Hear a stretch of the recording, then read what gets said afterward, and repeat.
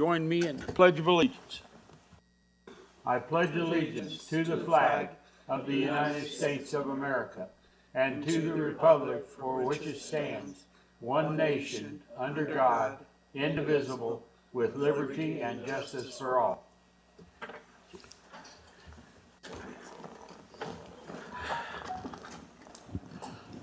Roll call. Yes, Mr. Chair. All right. Commissioner Stenson. Here. Commissioner Montoya. Here. Commissioner Scott. Here. Actually, you're the Vice Chair, Scott. I told him to quit taking meetings off. And Commissioner Myers. Here. And Commissioner Bacon. Here. And Chair Metcalf. Present. As Chair, we have a quorum. Thank you. Approval of the minutes from February 7th. Do I have a motion? I'll make a motion that we approve the minutes of the meeting for February the 7th, 2024.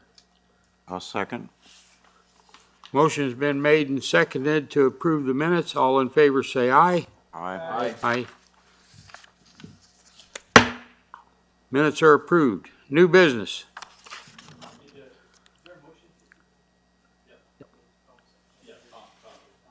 Tom made the motion. Phil seconded it.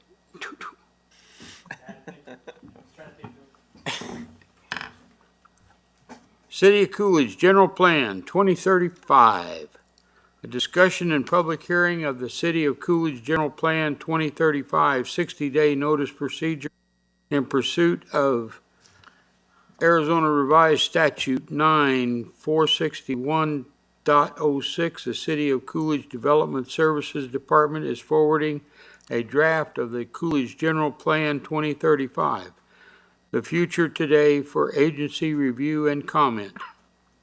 City initiated this project with a kickoff meeting in August of 23, conducted a series of public meetings on each of the required elements of the general plan, and flyers and posters and direct emails were distributed to participants, community and business sections to provide effective early and continuous public participation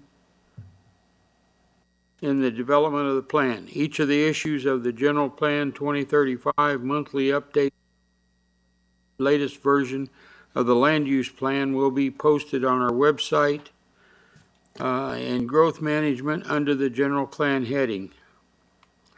City staff outlined the goals, objectives, and policies of each general plan element and will summarize these components as needed at the following meetings and will also be posted on the Coolidge website, coolidgeaz.com. Discussion and public hearing.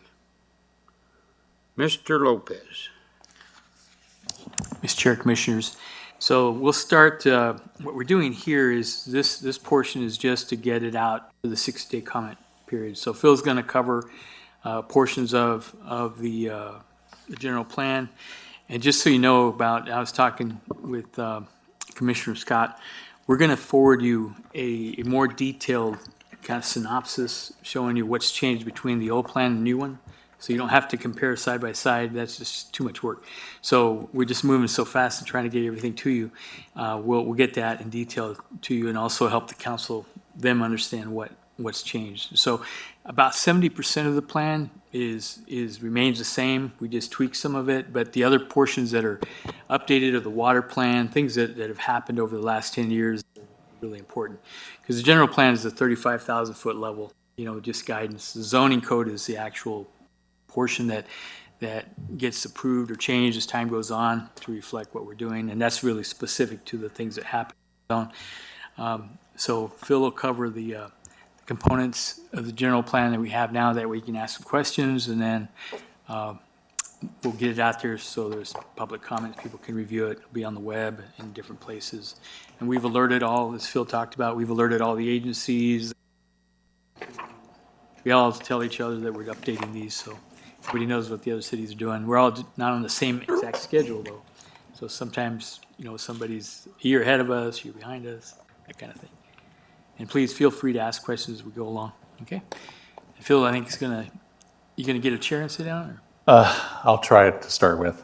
Okay, We'll see what happens. his back's spelling him, so. A combination of things. Anyway, as Gilbert was just saying, this is the start of the 60-day comment period where we board this all out tomorrow. In fact, actually, we have about 75 or 80 envelopes waiting to go out first thing tomorrow morning from tonight's get-together here. And we will be emailing it out, excuse me, as we had done that before too. Like Gilbert had said about providing a little bit of a synopsis and stuff, part of the breakdown of like how this document flows or how it was originally prepared is actually in the first 2 pages of the introduction. I mean, it kind of talks about some of the categories, but it kind of gives you a little bit of a feel for that other than the specific changes. But to make one special note until we get that information to you, the biggest change really was the water resources component. That was written by Arizona Water back in the day. Some of you were here when they had a presentation in October, I believe it was when we had that done. And they did a really good job. They were here for like 90 minutes, I think, doing that, answering questions and doing the presentation. So that is completely overhauled. So that part is definitely changed if you want to be focusing in on that until we get the other kind of summary for you or to you and that thing. Everything else is basically an update because it's been 10 years. So the maps are updated and different things like that. So just an FYI. And also Global Water was here, but they just didn't Oh, have yes, as big and a Global part. Water, definitely, They yes. talked about what's happening down in iPads and some of with their total water quality, the efforts they do, where they both handle wastewater and water themselves. Okay. Yes, definitely. So anyway, you've seen this graphic before. I thought I'd use it one more time since I thought it was cool looking. Here's our existing general plan. Here's the 6-month process that we went through, and here it is metaphorically showing our updated plan, hopefully, if approved by this body and City Council in June, to move forward to the voters in November.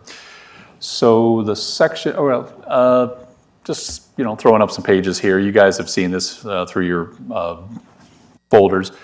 Cover page, the acknowledgement section, just kind of calling out the table of contents in particular. Obviously, everything is organized relative to its chapters. Every single one of these has been directly covered, which is why tonight we are covering the very last one, which is Chapter 9, Implementation, or otherwise known as Goals, Strategies, and Objectives.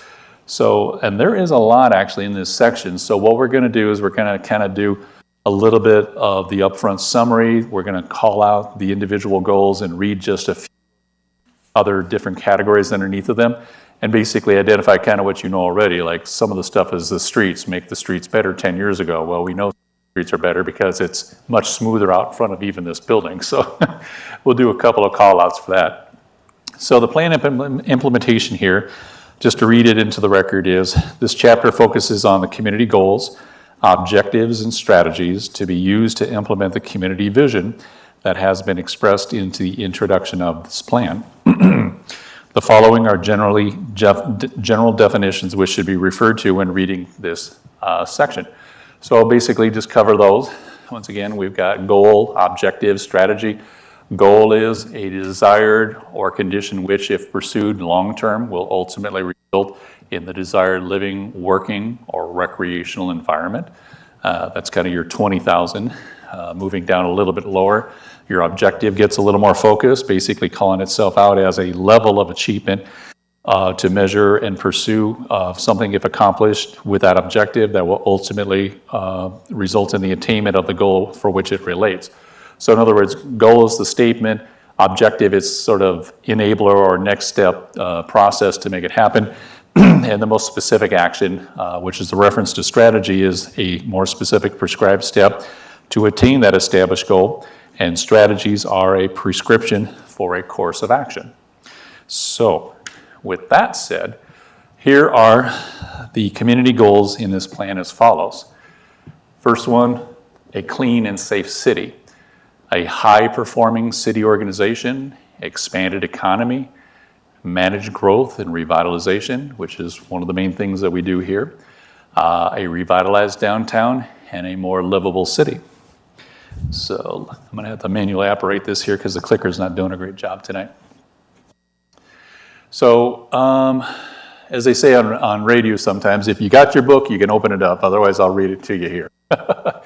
So our first goal, like I said, I'm going to read the goals and some of the objectives and some of the strategies. I'm not going to read them all. We're available to answer questions tonight or anytime in the next 60 days. If you have questions about those individually, I'm just going to try to hit some of the highlights here and stuff and just kind of talk it out loud. So our first goal is a clean and safe city, low crime, attractive city, and community pride. The objective stated directly below it, and there are sometimes several objectives to each goal and sometimes just one. But the first one here is to reduce the number of homes and businesses not meeting code. Now, when this was first done 10 years ago, there was many units that were in different states of dilapidation or lack of care and quite frankly kind of fit that category, which is why I think that objective was at the top.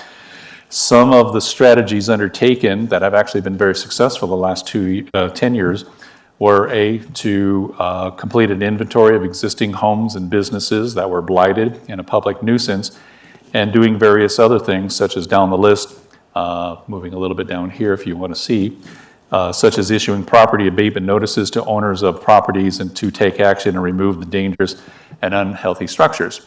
There are still thousands of structures in town, but hundreds of them have been taken care of, upgraded, or torn down, which is a good thing because now that makes it an available lot possibly for redevelopment. And some of the other things we're going to get into a little bit later, specifically to like that from a land use or even housing, you'll see a lot of the activity that's been going on, with stick build, sometimes manufactured homes. So we've got a really good sort of what I would call infill opportunities going on right now the last several years. So we're going to move on to goal number 2 over here, which is a high-performing city organization, exceptional service, and financial sustainability. And the first stated objective here is pretty well known because there's an annual event tied to this.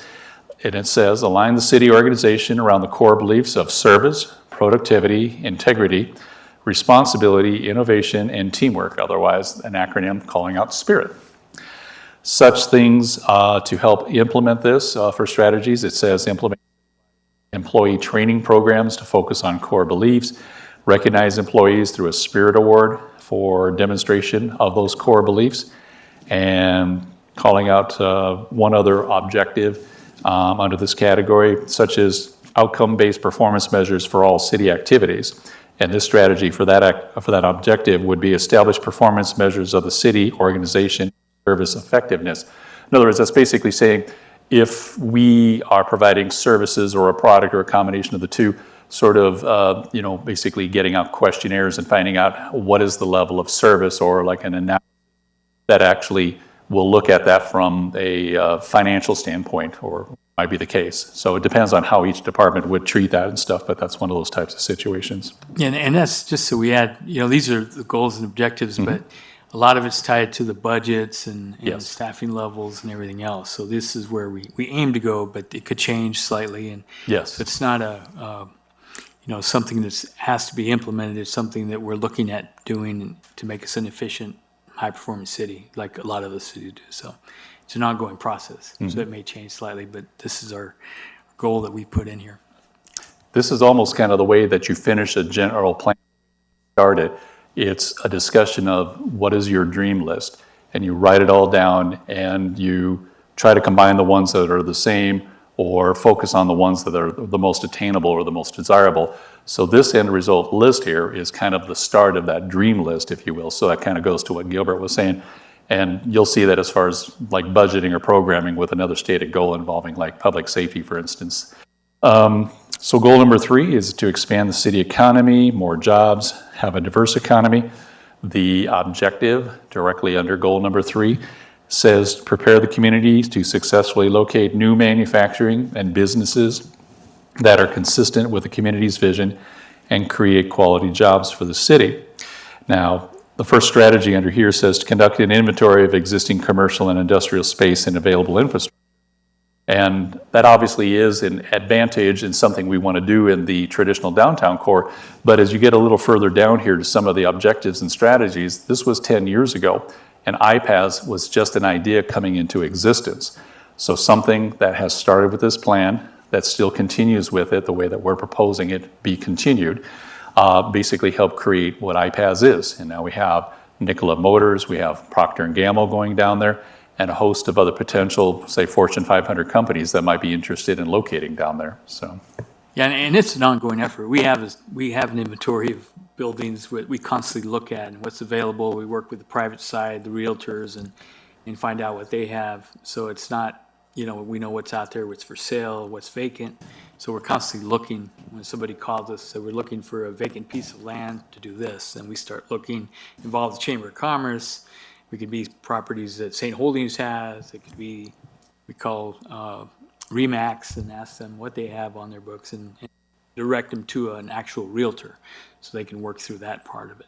So that's just part of that strategy. So we don't want to make it sound like we haven't done an inventory. We continually are inventorying everything. So. And that's a perfect way to say it, because the next thing I was just going to call up here, turning over to page 114 at the top here, one of the other objectives is promote and expand the utilization of the municipal airport with companies and employment opportunities. This was 10 years ago for that statement.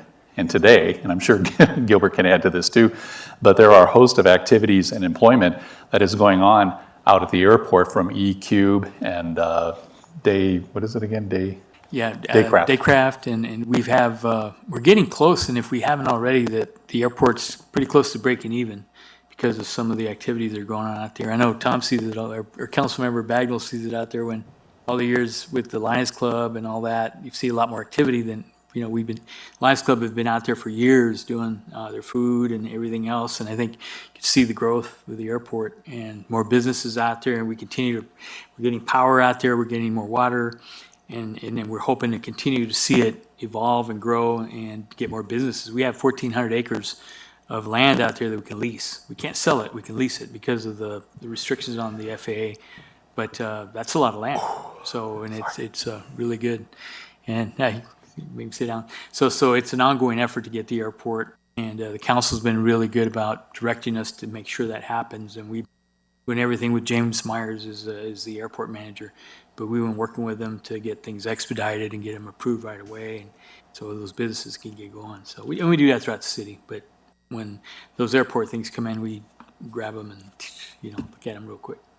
So just wanted to add that. Well, no, you said it right. In fact, you stole my thunder, because the next two statements were work with Arizona Water and ED2 to get enhanced power capacity out there. And that's a reality right now. And that's Skip. It was out there. It's Skip. Yes, sorry. Yeah, San Carlos. It says, yeah. The power is.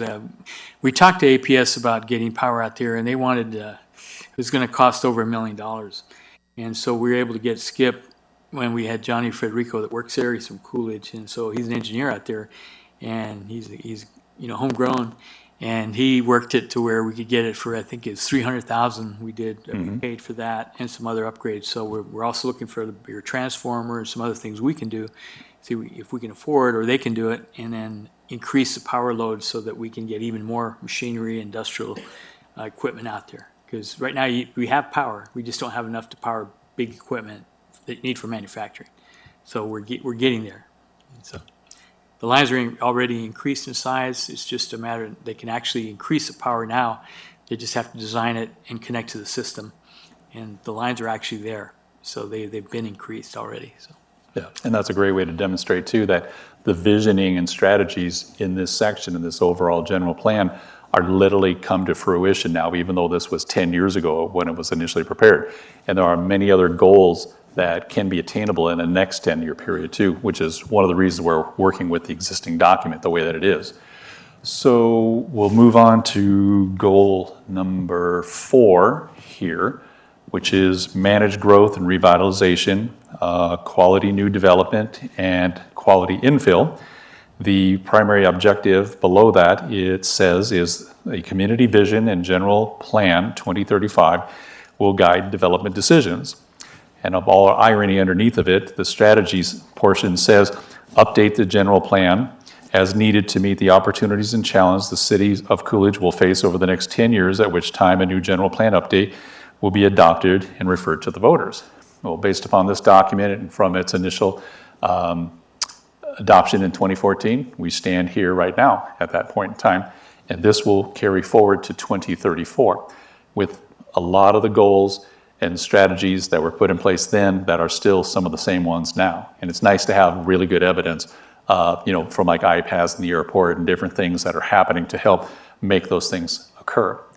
So I will go ahead and move over to page 116 and read goal number 5. Hey, Phil, Yes. excuse me. Back there under goal number 4, under the first objective, it says the community vision. Oh, and yes, general plan yes. I 25. saw that. It still Okay. says 2025.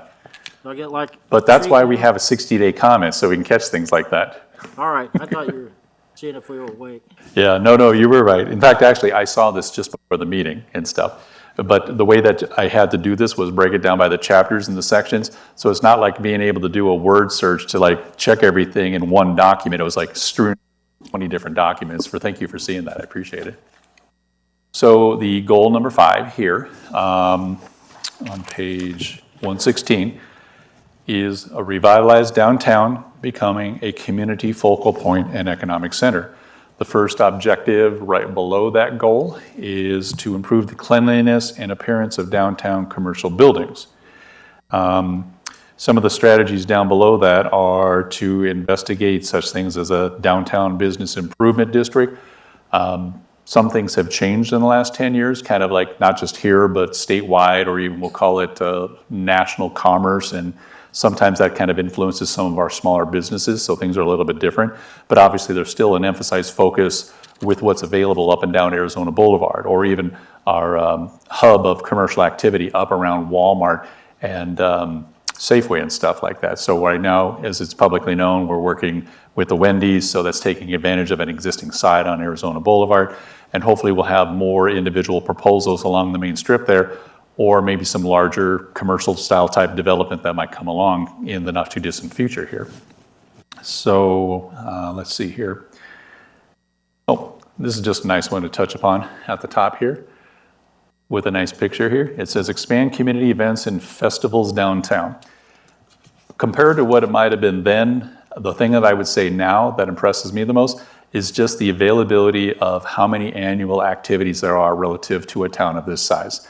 And having grown up in Northwest Iowa, even though it was in a little bit bigger of a city, but most of the smaller towns around there had very well-attended heritage type events and things. And there was multiple things that they would do each time during the year. So the fact that this calls this out as an important component and identity of the community, and that they still exist to this day 10 years later, is a testament unto itself. So I would hope and think that as time goes by, that they'll only grow larger and maybe more activities can be added to them as well. So that would be really great. Okay, so like I said, we're just kind of scanning through this stuff. We can always go through something individually. Here's goal number 6, which is a more livable city. Underneath of that, the primary objective, it says, is to work with Coolidge Unified School District, with CAVIT, Imagine, Central Arizona College for quality schools and education programs. Some of the strategies to help with that are enhance the marketing and promotion of existing quality education programs, facilities, and such things that exist in the city today to improve upon those assets. One thing I would say is kind of interesting, there is an investment with people. We're talking about a physical environment out there and the idea of that sort of imagery, but it's also investing in your people. And I think it's a great thing that Gilbert does what he does for the community and the roles that he does for the city, but having been involved in Central Arizona College and some of the education endeavors and stuff, he is almost like an institution unto himself. And I think that's I think it's really great because that shows one person in a community and you get another 10 and another 10 on top of that, and you're going to help meet some of the strategies and the goals of this nature. So it's happening. A lot of the members, a lot of youths throughout, Councilmember Bagnell was on the school board for quite a while, Oh, yeah. quite a long time. So he was at the base of that years ago, so. Oh, sorry. Trying to give you some kudos for all your work. Things down here, wait till you get the brief. You're just not messing with people, you're messing with kids down there. That's difficult. That's Yeah, that's hard. All right, well, with that said, we'll move to page 118, which is Goal 7, and this portion is basically what you would call the housing element. That's a portion that's required by the statute besides the categories that we've gone over the last several months. And to just kind of put that in place and then read the goals that are associated with it and some of the other subtopics, I'm just going to basically summarize what it says right here. The city's housing stock in prior years dramatically increased, fueled by housing speculation by investors from Phoenix and Tucson. Then and now, the rising price of housing in our metro area has resulted in some residents making their way here down to Pinal County. Housing activity in past times experienced boom and bust cycles, where building sometimes slowed, and when it picked back up, at times it saw a shortage of a supply in lots and spaces that could provide new single-family and multifamily housing. In more recent times, a larger availability of development projects whose entitlements were partially or already in place have assisted in promoting a faster market absorption of housing, whereby our population has grown the fastest it has at any time. That's just a simple way to say that all the stuff that you see up in Heartland and Cross Creek, some of those entitlements, some of those lots were basically there from the late 2000s and early 2010s, that gave us the ability to have that capacity to have people come in, and the building numbers that we've had, at least as far as single-family homes and some other projects, have been in the last 4 or 5 years, was because we had this available, turnkey available product. And right now, we do have some more things in the hopper, so to say. A lot of things with assured water certificate, different types of housing, because it's more than just single family. It's a little bit of everything else. We need all the types of attached, detached, multi types of houses for everybody to be able to live here, especially if we do get a lot of jobs down at IPAS and some other things, because we're not talking hundreds, we're talking potentially thousands of jobs here. So the housing element basically kind of identifies that. So the last thing I just want to read here is basically talking about the stuff I just mentioned, is that fortunately the larger bust cycles of the past appear to have mitigated their impacts, and a continuing supply of available development projects with their entitlements already completed ahead of this boom period will provide for a more consistent and available supply of housing product going forward. So based upon this other information and some of the applications that come before this body, we have every reason to believe that we'll have that available stock, and that we should continue to grow at very robust percentages in the coming years, depending on what the national economy and state of Arizona do. So that's a really nice thing. Phil, Yes. so, just out of curiosity, so the last couple of months we've had, pads Mhm. come, what is the average length of time from that the Planning and Zoning Committee sees one of these applications and approves it? I mean, we'd be looking at, a year, 2 years, 5 years down the road before actually see, houses starting to go up and things starting to happen. You know, the interesting thing, Frame with a lot of these things that we're approving. yeah, Will I see it before I'm gone? some yes. The interesting thing about a planned area development, and some of the experience that I've had, I did basically just short of a 4-year stint over in Buckeye, and it's a 600 square planning area, closest to the Phoenix Metro, adjacent to California. So the level of activity of things that were incredible. But a PAD is typically meant to be, it can be a near-term document as far as like getting into preliminary and final plats and some site plans that provide other residential housing.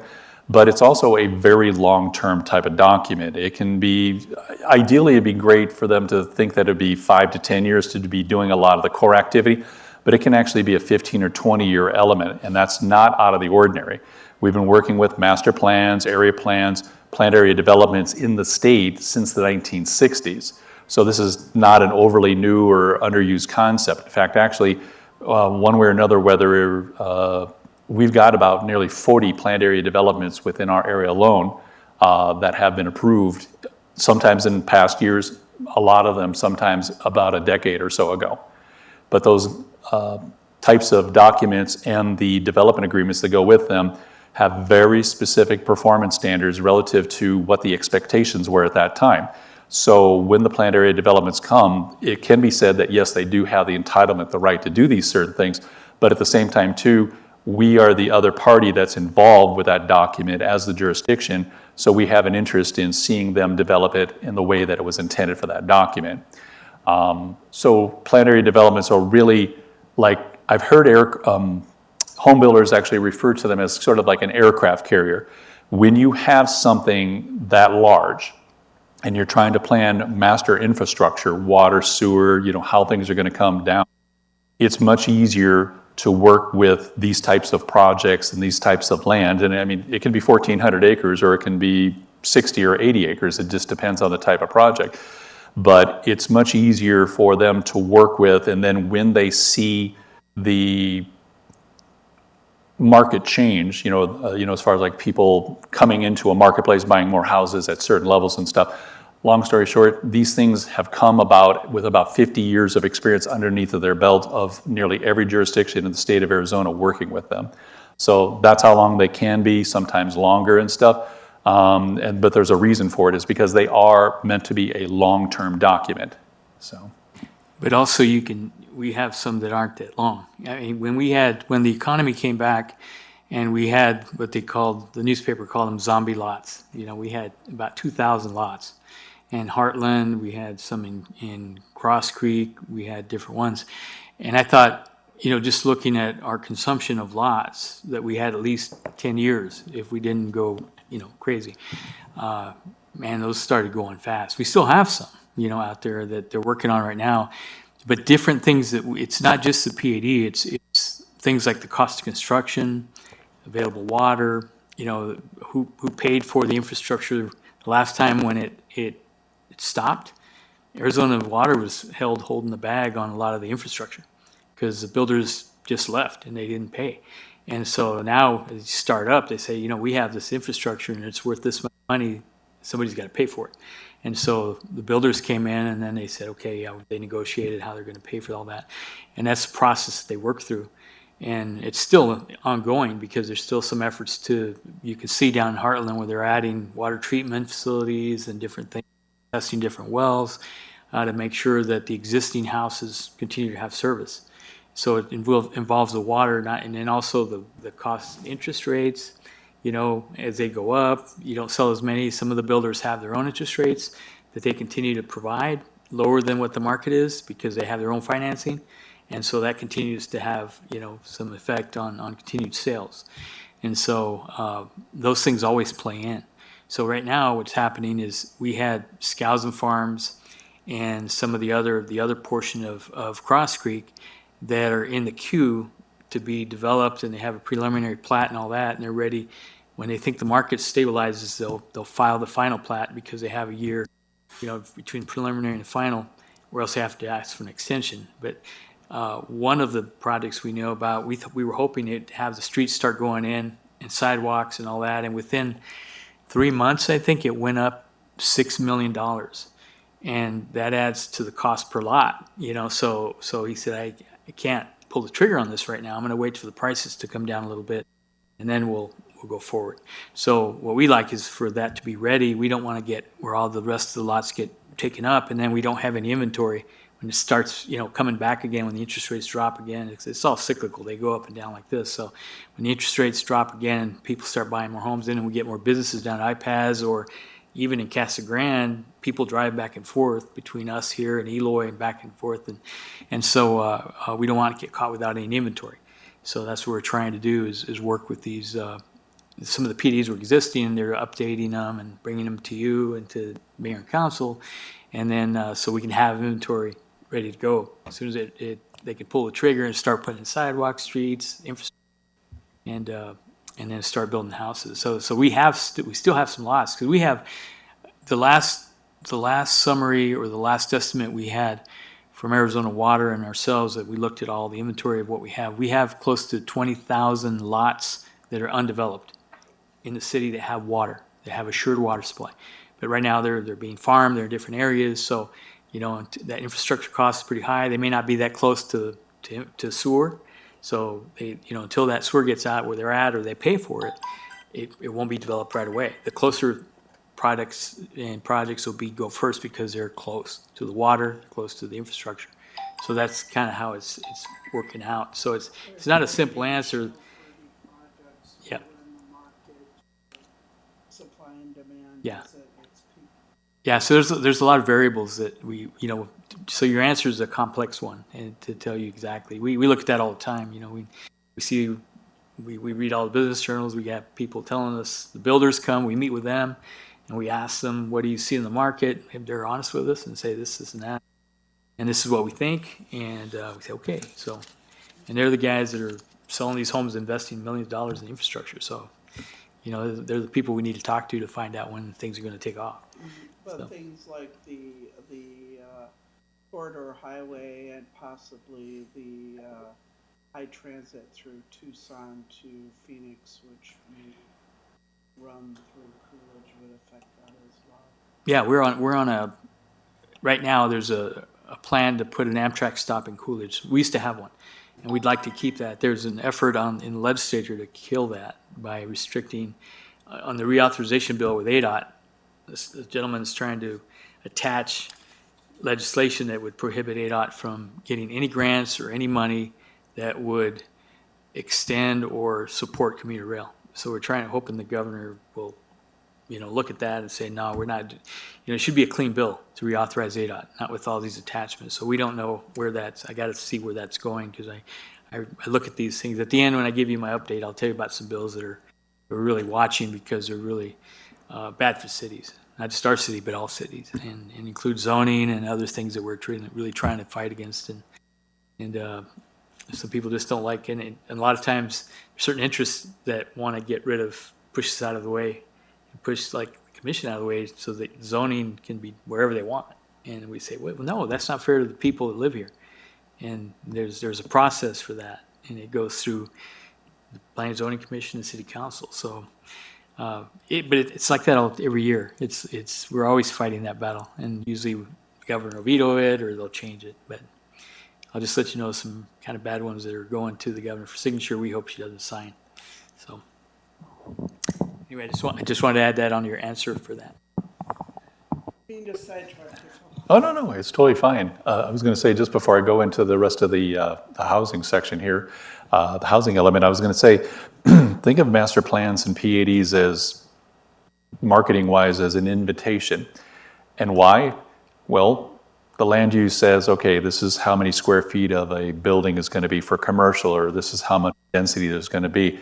What that transfers into is capacity for what drives the whole system. It's what we don't see, kind of like the whole iceberg analogy, that with the master studies for water and sewer that come along with these master plans, it's based upon that capacity. They need to know. If there's a known quantity that's, once again, underground, there's our iceberg analogy, they have a known quantity. It's an 18-inch line, 24-inch line. How far do I have to run it? This lets them actually come up with a finite amount of cost based upon the conditions that Gilbert was talking about. Okay, it's going to cost me to do this relative to this kind of interest environment and stuff. So in a way, it's kind of about what we don't see. We see the houses, the roofs and stuff. It's about what's down on the ground and the availability for the attachment to the trunk sewer, the trunk water lines and things. And so it's literally an invitation to them and more specific information so that they can say, okay, this is what I know it's going to cost me. So that's another way to think about it too. It's very important. All right, let's go through just a little bit here. There's 4 more goals, all to do with the housing. We'll just touch base really quick on it. This is to provide a variety of housing alternatives. The objective is to rehabilitate substandard housing. I'll just read the first strategy here, which is right there. Continue to identify homes and/or neighborhoods that are in need of renovation. Establish a rehabilitation program for the identified homes and neighborhoods, and prioritize and schedule renovation projects. Basically, from all the activities we talked about with the city and the efforts in the last 10 years, and then with some of the private sector coming in as well too. Probably a good example would be the Gherkins. They have actually been very proactive in developing single-family housing and some multifamily housing in the city, and I think they've done like, what, 60 or 70 units in the last 5 years or something like that? So they're a very big component as far as like kind of seeing these opportunities when these programs or these strategies are put in place. So just once again, another real-world element that's been happening by one example from some of the strategies put in place 10 years ago. So we'll move over to goal 8 here, which calls out to ensure the opportunities for fair housing to exist in the city, to provide residents the opportunity for decent, safe, and affordable housing choices. And just a quick notation here, the next 3 elements, because most of what we just talked about here was like the regular market system and the normal pricing things, the ebb and flow of it things. This particular portion or sections is really to sort of call out the other categories to create affordable, accessible, attainable housing the way that it's discussed in many different ways nowadays. But these have been part of our goals from even 10 years ago to carry forward. So the first element underneath the goal 8 is continue to support the development of fair and affordable housing opportunities for what's referred to, this is kind of a federal term, very low and low and moderate income families in the city. That's a category relative to like income and status and things of that nature. It's not a indication of anybody's individuality or anything of that nature and stuff. And actually, Gilbert, once again, I got to run home here. He's a substantial asset, but some of the programs and things that are noted within the next couple of goals are things that he worked on for a very long time in the city of Glendale. So, And now we have Mary in finances leading the infill revitalization. So she runs the federal side of the programs along with our finance director, Gabe Garcia. So they, for a city our size, we do as much as we can. We'll do, 3 or 4 houses a year, maybe 4, if we have the funding. And then we apply for the funding to the federal government through the state housing. And depending on how much they have, then we'll get some of that funding. And so, but the market has a lot to say about what pricing of housing is. So, rentals went up and so things are going up, and we don't control the market. The market does what it does. And then so what we do is work with nonprofits like Habitat or some others that we partner with to make houses and then senior housing when we put in Sproul, the 36 units of senior housing a few years back. And then sometimes people approach us with low-income housing tax credits, and if it's a good project, but what we want to make sure it's quality housing that doesn't become, substandard. And we don't want that. We want quality housing in the city that's kept clean and done right. So we look at those, who's doing it, who's building it, and then if it's a good project, they'll get our support. So we'll sign on. And sometimes they get funded, sometimes they don't. So we have different ones in town that have been funded, some have not, they don't go forward. So that's how that proportion works, so it's just an ongoing. We've always done that. We've been fairly successful at doing infill housing. That's why we had the overlay for manufactured homes in the older parts of town. But now we may decrease that because we have so much good quality infill that we may not need to do that everywhere. So we may shrink that area up so that the infill continues to do that, and we don't need to put manufactured homes everywhere, but we put them in where they need to go in good quality areas where they fit. And so, because some areas nobody's putting them in, and so in some areas they are.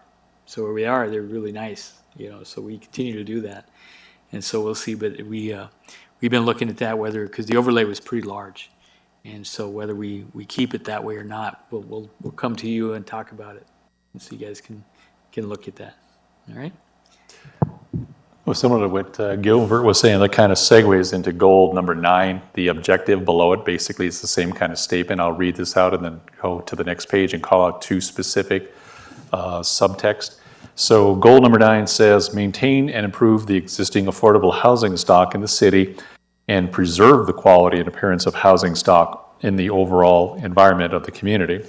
So like Gilbert was talking about, but there's also other additional activities like the first strategy at the top of page 120. And, these, sometimes when they have to be applied, but certain things like the city shall provide code enforcement activities in conjunction with rehabilitation services as an educational process to remove health and environmental hazards and promote cleanliness and pride of ownership. Sometimes there can be, the house doesn't need too much to be upgraded, to make it nicer, but there can be something that's in the yard or something that has a little bit of a history of an older structure there that needs to be taken out or something of that nature, and maybe calling a code enforcement situation to their attention and remediating that would actually help bring the value of the house up by not having it there. And if it is one of those situations where it's rehabilitation, but then there are sometimes, and this was more so in the past when there was a little bit of a budget for it, but sometimes such other things too is like the city will continue its demolition program to demolish vacant, abandoned,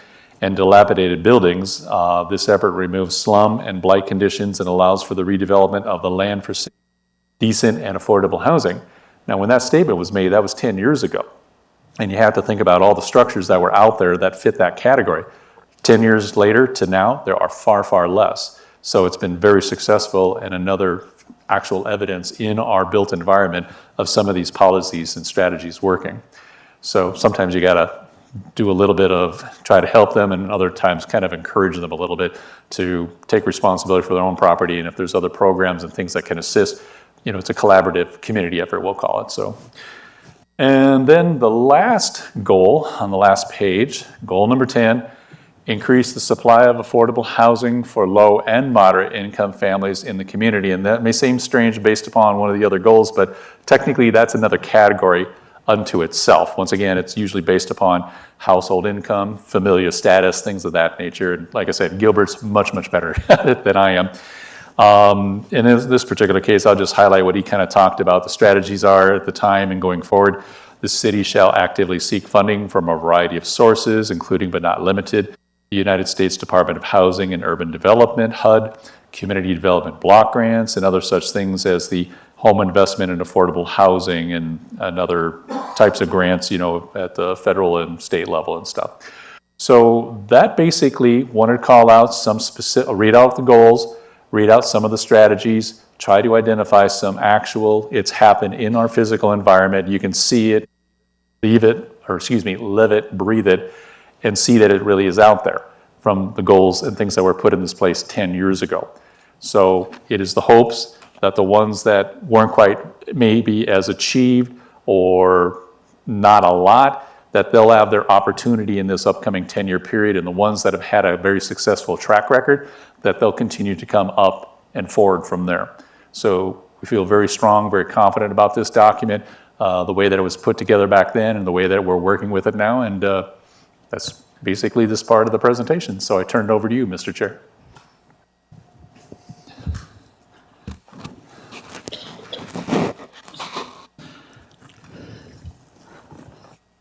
Okay. Since this is a open public hearing, is there anyone from the public that would like to come to the podium? There being none, the public section is closed. Let's see.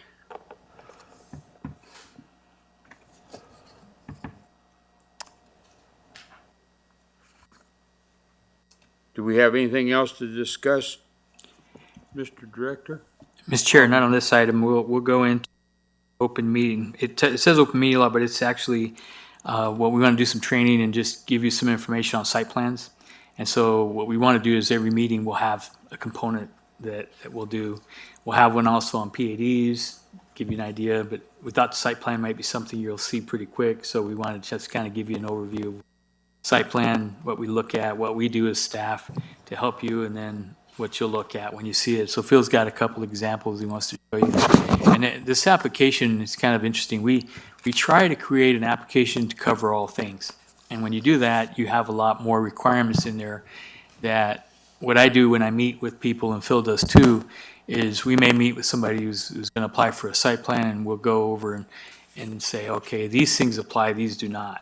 Because it'll ask for a 40-year, for a 100-year certificate of assured water. Well, for a site plan for a commercial like I need that. So they always ask, well, why do I provide this? Well, no, here, let's meet and explain what you have to do. And that way they have a clear understanding of what their site requires and what they need to submit for you to look at. Because then it's more of a higher view, and then as they go through and submit their civils and their building plans, then you actually get down to the review from the engineers, traffic studies, all that. A lot of times they want to make sure the site plan is going to go through before they start investing all that money into the engineering. That's very expensive. So, and then certain areas like, and Phil talked about this, but just so you know, like IPAS down Inland Port, Arizona, has a development agreement that was done separately by the city council back when that was developed. So what we did, we wanted to incentivize industrial development. So they have some allowances in that development agreement that are not anywhere else in the city, like on height restrictions. In industrial 2, throughout the city, the maximum is 55 feet without doing anything. Out at IPAS, the maximum is 125 feet. And then your silos and towers and all this related manufacturing have no limit, so long as the engineering supports the structure and it doesn't fall over on your neighbor's property. So it has to be, the higher it goes up, the further it has to be set back. But you're talking 2,700 acres of industrial with rail.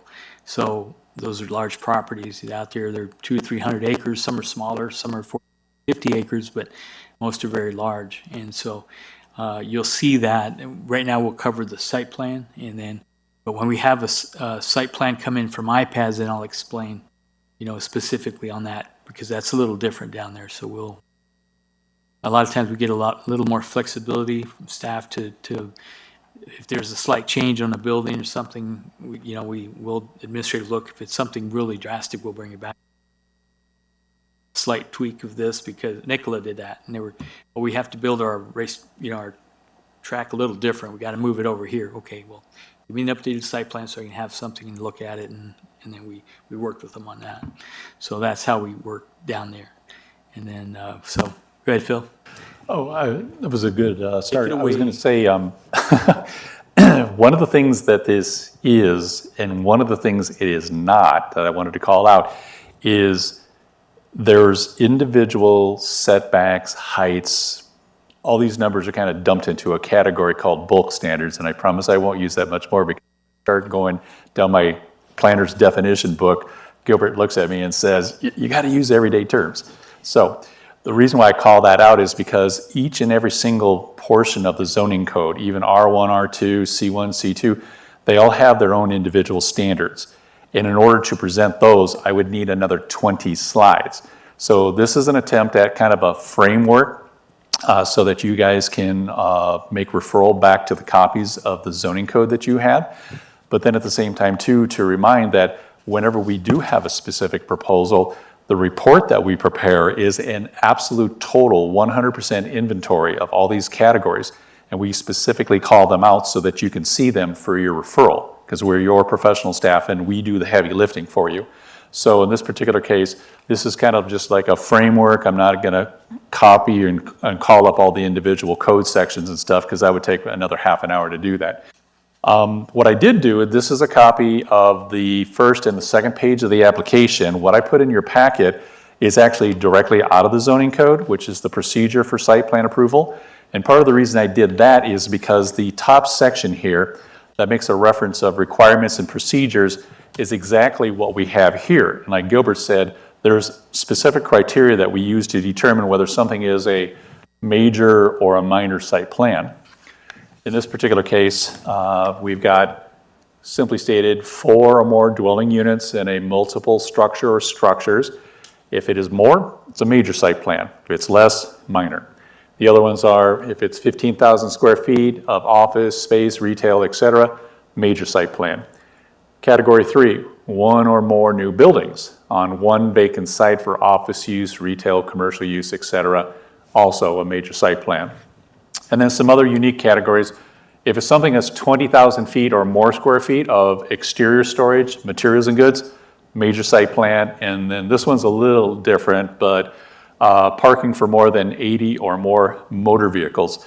Now, if it's like a Safeway or a Walmart, it's probably going to trigger a a major site plan by itself, but in other words, that could be like a for sale vehicle lot or something of that nature, or maybe a fleet operation of like, I was going to say ice cream trucks, but there's a Schwann's delivery location not too far from my house up in Gilbert, so I'm just thinking about ice cream, sorry. So anyway, those are the categories. Any of those 5, major site plan, that comes here.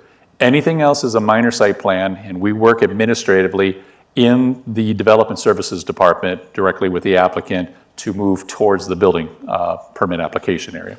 So, And that may include like downtown, the older part of town where there was a business that ran for a long time and it closed, and they're trying to reopen it, and we work with them to try to get that business back open if it fits the zoning and everything else, and we work with them under the minor site if it falls into that category. So you may see some of the older parts of town where we try to do that to help them get up and going.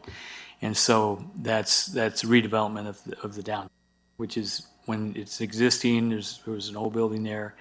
What do we have to do to bring it up to code? What about the parking? Does it need that? And there's some grandfather rules that apply in certain cases because it's been ongoing.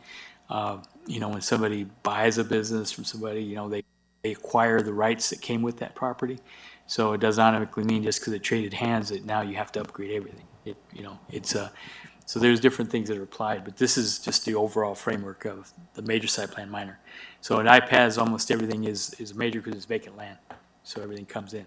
We get parts that being developed for housing. We have apartments or fourplexes, but there may be more. What's the more than a fourplex? But it may be a combination of things. So that we'll bring it to you. All right, just so you know. And as Phil said, we do all the reviews for you. We give you the report that shows everything zoning wise, and then that way you can ask questions of us. But we do all that to make sure it can come to you. If it doesn't meet the requirements, it will not get to you. So it's got to meet the requirements. And if there's any, that's where our recommendations come in. Well, this meets the requirements, but we think you should include this and ask for these other things that we think are important. And then you can look at that and say, oh, yeah, we agree, or no, we think it's too much. So, right, and we respect that. Right? So basically, the rest of the application is just a really long shopping list of all the stuff depending on the type of proposal. Like Gilbert said, if it's an existing site, a building that can be reused with whatever else needs to be done, we're not going to ask for a transportation study or maybe a light study from them or something of that. Illumination, that's like light standards and stuff. So in other words, there is a determinability depending on what the proposal is and stuff. And I'll show you a couple of examples here and how the range of the information can kind of change a little bit. But just to cover all the categories, we're going to do residential, commercial, and industrial. Multifamily is residential, but in a sense, it's kind of commercial to itself. This was just a couple months ago. Some of you might remember seeing this. This is Coolidge Commons down at the end of South Jefferson Street here. And it's just to kind of convey the information because we work with different, what I would call design professionals. Sometimes it's an engineer, an architect, sometimes a surveyor, every now and then a general contractor who might have these other skill sets. So the information that we get can vary quite wide. Architects, they're a little more artistic is a good way to put it. So sometimes when you see different things come before you, the range of why they look the way they do, well, it's kind of a personality choice too sometimes. So in this case, we worked with the applicant for quite a long time, got them to this type of design here where the number of units that they were looking to have on the site that would meet the compliance for the R3 zone here, and then meeting other standards as far as like, setbacks and building separation and circulation and things, because we work very extensively right from the beginning with the fire department and with public works and engineering and any other departments that need to right from the beginning. And same thing as he said, if they're not meeting the design standards relative to what we're working with these other departments, well, then they're not going to probably come forward to this body, for a recommendation for approval.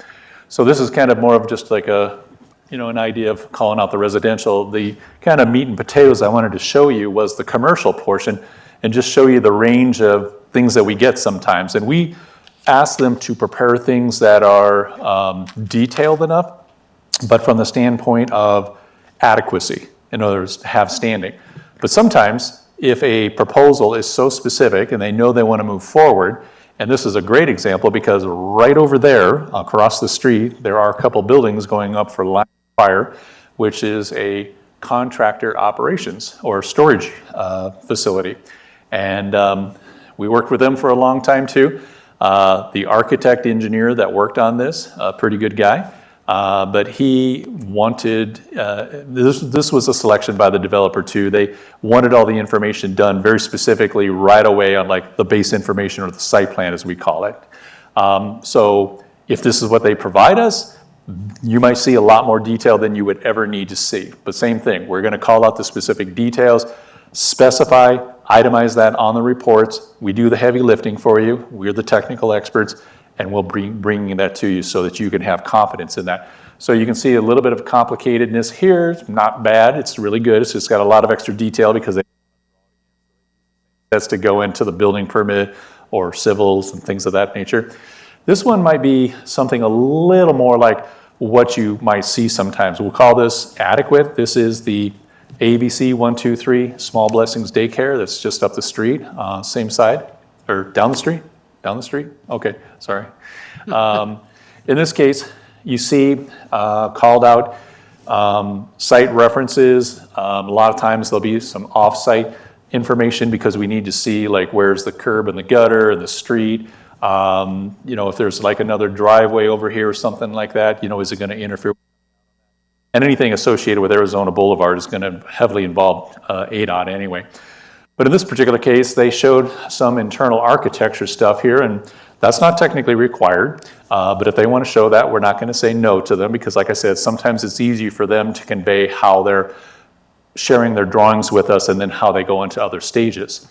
So this is kind of most complicated, kind of medium. This is what you might see most of the time. But sometimes if it's an existing site with an existing building or improvements, it may not have to be this complicated. And that was important. I wanted to show you. I know some of our members who have been here for a while have seen a wide range of different drawings and stuff. But this is just as acceptable to receive from them with the right supporting information. And sometimes the information here, like you're not going to see like the setbacks and certain numbers, but they might call it out on a separate document, like a letter or a narrative. We would hopefully have that in the packet for you as well as the exhibit that they would provide for us. So this gives them the opportunity to submit into that process. In this particular case, it was basically repaint the wall to this existing site, plant some landscaping, fix the gate here, and it was pretty much ready to go. So this is why we determined that to be adequate, what they were showing here and stuff, because of the way that the site was. It required minimum improvements, and by doing so, we now have an operating business that's actually at this location now. So you will see a range of different types of drawings. So just a heads up for that. And then the last thing, just to finish up here, like Gilbert was talking about, IPAS, this is a large industrial site, an example of some like warehouses or whatever they could be down in IPAS. And the reason to share this is because this is the basically the remaining third category. But at the same time too, maybe we'll be getting something very soon from Procter & Gamble. We know it's been some time since we announced that they were coming here, but their major site plan that they would need to submit into comes to us, and it would be coming to you in the same way that we provide the information that supports that and the staff report that we give to you. So I just wanted to kind of share this with you as an example. It's the basic same whistles, whatever district is. We'll look at the numbers, the different charts that say it has to be set back this far. Like Gilbert said, sometimes there's some special circumstances with a development agreement. So we'll be working with some things in the development code specifically, but then some other things within the special development agreement for the special development area, but we would inventory those within the report as well too for you. So that'll all be documented. So like I said, this is just basically kind of a frame of reference. Most of the individual charts about what can and can't be done are in those individual zoning districts. We're always available to answer questions. If you see a special test case, you're driving down the street, you see a house or a commercial building, and you're thinking about what we talked about tonight, and you're kind of curious how the application of, like if you go to the C2 and you say like, oh, it's supposed to be separated 45 feet from residential, what does that really mean and stuff? just ask us. We'll work with you on it. But like I said, I couldn't really cover all that because I need a mess more slides to actually do that type of thing. So hopefully this was good. Give you a frame of reference, and hopefully we'll be having several more site plans. Next meeting, we will have a site plan and a conditional use permit, so you'll get a little bit of variety of things coming up at the next meeting. So that's basically all I have for right now. So unless, Mr. Chair, there's questions.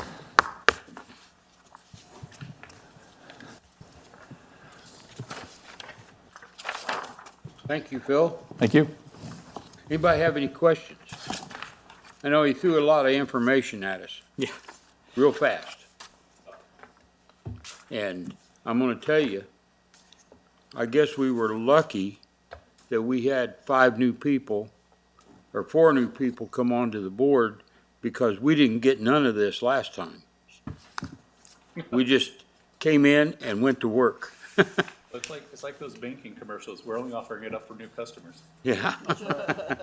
Yeah, and we apologize. I mean, you're right, it's an ongoing, we realized when we got new members, we need to do more training and give you more information. I know we were always available for you. People would call us and talk about it, but now we can actually bring out different sections of it to all of you. And you know, that way you can ask questions and it doesn't seem so foreign when you see it all of a sudden. And then we'll bring different parts of it that you'll see. We wanted to bring this because you'll see a site plan pretty quick, but then PADs are large, and so we'll bring that up. All they are is a special type of zoning. It's zoning, just call it PAD, with just allowances for more density in certain areas in exchange for open space or tot lots or things like that you normally wouldn't get, that you don't see in the older parts of town. So it just improves the quality, and so it's not that you're just getting something for nothing. They're giving back to the community. You know, playgrounds, open space, places for the kids to run, paths, all that. So that's how it works. So that's how we look at it. Yeah, the PAD that we did over on Coolidge Avenue, across from the school, Yes. you know, with the multi-zoning areas that was developed into that, or put into that pad. That was a very interesting one, because we had business, we had multi-family homes, we had single-family homes, we had all kinds of stuff that went into the same pad, so everybody got a shot of everything on that one. Yeah, usually you have the commercial areas and then you buffer them from the single family with some multifamily, you know, and as you get closer to the houses, you try to restrict the height. You go maybe from 3 to 2, down to 1, and then so that the impact to your house that you have a single family home isn't like somebody staring right at you, you know, so try to take that into account. So you're not like you see, we have more opportunity than like Chandler or Phoenix, and that they just kind of, you know, and that's what we're trying to fight against with some of the legislative trying to do to us, so that we have the right to zone our community as we see fit, because we live here, you know. So. Okay. Let's see.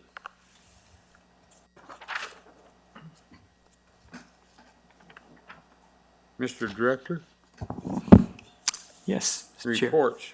All right. So we, so you know, we've been doing quite a few things. We have a doctor that's moving to town called Desert Sanita, and they're locating in a suite up at the Safeway Plaza. Those are existing, so there's a tenant improvement. But they're bringing over some really good quality healthcare to the community. They're also thinking of putting in a pharmacy, like the old time pharmacy with a what do they call that, where you can get fountain drinks and ice cream and all that over across from Discovery Mart on the other side. That used to be a computer place. So they think they purchased that, and they're looking at, you know, it's where the Catholic Church is. It's to the west, right in the corner. So they're on Wilson and the Boulevard, the southeast corner. And so they're working on that for a pharmacy. And then the offices will be for the doctors and the x-ray machines, all that will be up by Safeway Plaza. So they're new. They have facilities in Ajo and other communities. And so we took them and did a tour with Cabot, because Cabot has, you know, nursing and all that. So does Central Arizona College. So Cabot and Central Arizona College work closely together. As students, not all students go to college and get 4-year degree, but a lot of them want to go to work pretty quickly. So they'll go to Cavett from all the schools around us. Because back in the day when they were first put Cavett in, it's a VOTEC school, right? And nobody wanted to give them any property. So back in the day, the council decided we're going to make some property available. We'd love to have them to help our kids learn, technical skills. And so we offered that property. That's where Cavett is now for a very reasonable amount. It's very small, but they lease it. And so they built that facility and it keeps growing. It had just 3 or 4 different, teaching modules when they first started. Now it's up to, I think, 14. And so it's really great. And so it's kind of like what you see EVIT in the East Valley, Institute of Technology, and they train, they're a little different because they train not only students, but now they train young adults and just adults in some, so they've grown enough to do that, where eventually I hope that's what happens here, but they're part of the school system. They're actually get funding through the same place that Coolidge Schools does, Imagine, everybody else. So, but they provide services throughout Pinal County in this area. So students get bussed in, and they're here and some of them are welding, and some of them are firefighting, police, nursing. They have veterinarian services, massage, cosmetology, and all those different things. So it's really amazing. I can bring you some flyers if you want to have it, and just so you can see it. It's really interesting, and so that's really good. We did that tour, and they were very happy to see what's available, and they'll be able to take some of those students actually, and they graduate, and put them through like apprenticeship program, and then maybe hire some of them. And I know at CAC when we had a pinning ceremony for all the nursing students, they had 22. They had jobs before they ever graduated. The Banner Health, everybody, there's such a need for nurses. They hired them away. So the Central Arizona College is offering a 4-year degree out there starting, I think, next year. And so they're all set up for that. That was a law that was passed a few years ago that allowed community colleges to look and see if there was a niche that they could provide that wouldn't complete, the way we looked at it is don't compete directly with the universities. They have the role to play also, but there's such a need right now that works out really well. So anyway, I want to tell you about that tour. It was good. Attended some Valley Farms Energy Storage informational meeting that they had at the youth center. I provided comments from the city. It's in the county, but it cuts off our north-south freeway alignment, which was years in the making through ADOT, and we made it very clear that we're not happy with that, and we're going to oppose that. So that's just one part of it. And then it was about 30 members of the community there, and it was a good meeting. Let's see. Yeah, we're looking at some annexations down by the college, just preliminary meetings. Let's see, on McCartney and Signal Peak. Let's see. Had some meetings with the SBDC from the college that they're presenters for small business.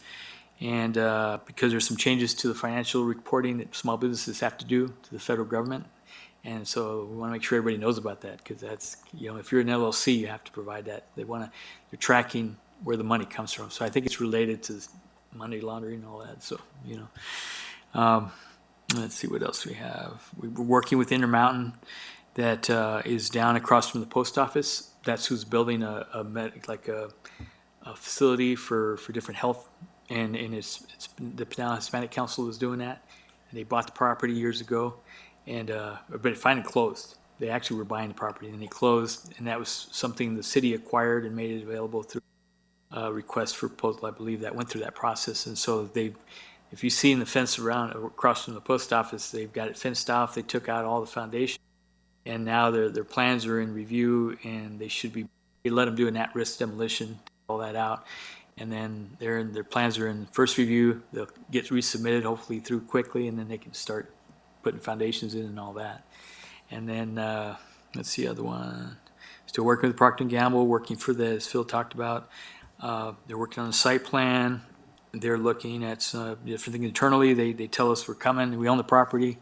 Internally, it takes us a while to look at everything and get everybody approval. I guess they work through consensus, so they don't have somebody who just says we're going to build this. There's huge teams that work together, and they want this to be a state-of-the-art facility.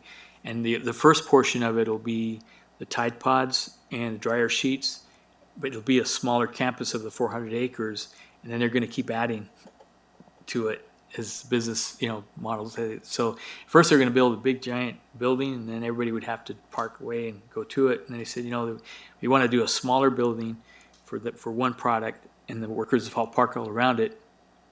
Then we'll have another product here where those workers will park around this, and that makes sense. I mean, it's more of a campus setting, which that's a great idea. Because if you ever been to Boeing in Seattle and you go there, and I think it's massive. You have to get on golf carts and go in these tunnels just to be able to get to where things are built and go up in the elevators. Yeah, yeah. I understand that concept. Yeah, it's really good. Right. And let's see. So that and Nicola's doing good so far. I mean, they're rolling out the hydrogen trucks. I think that's going to be their niche where they really, because those trucks have so much power in the ranges, and they're putting in fueling stations in Long Beach and the Port of Long Beach and also in that area. And I guess California has some really good incentives for the hydrogen trucks because of their air quality thing, whatever they're doing. So that helps us because they sell trucks over there too. Let's see, what are we doing? Oh, I saw where Shell shut down all their hydrogen yeah, systems in California too. yeah. So I don't know what that, I how don't that know what was affects. going on. I thought, boy, that sure doesn't help us none. No, but there's some other stations that are opening, and then some being put in truck. There's a big effort by, if you see the Wall Street Journal, there's some big effort by the big oil companies to produce hydrogen and then put them in their stations. So you're seeing them in truck driving stations. You're going to see that. There's money to be made. They're going to do it, and those guys are waiting for the moment to jump in, and they have the money and the resources. So that you'll see that happening. Just a couple real quick bills. There's a bill we're fighting against. That's the legislature. It's HB 2570, and it really does. It undermines the city's ability and communities to do zoning and have lot sizes and restrict the densities. So it basically takes that away from us. So we're hoping the governor in her wisdom will, HB 2570. And then what they do is it's also slash SB 1112. They have what they call strikers, and they can swap bills at the last moment and then vote on them. And some of the members aren't, they're like, okay. And what they did is they used the guise of affordable housing. And it was the Arizona Sun Home Builders. We support home building, of course, but at the same time, it has to be done correctly for our community. We're not Phoenix, we're not, the West Valley, we're Coolidge. And what people want here is what, for us. So some of these are there's some other bills that are for that have a limit on larger cities, but we know how they work is they'll go after those guys first, and then next year they'll come after us. So we all have to kind of, no, this is a bad idea. Don't do this to us. We have zoning and planning zoning commissions that work, and they're appointed by council. They do that to look at things and vet them out, and then, so we're opposing this. This is kind of an ongoing thing. I just wanted to let you know about that one because it may be in the news. I've seen articles on it, so if you hear about it, you'll know what it is. But we're absolutely opposed to it. I go on the legislative line, and I'm a registered lobbyist for the city, so I'll oppose it from the city of Coolidge, along with, if you look at who opposes it, every city in Arizona is like listed as opposed.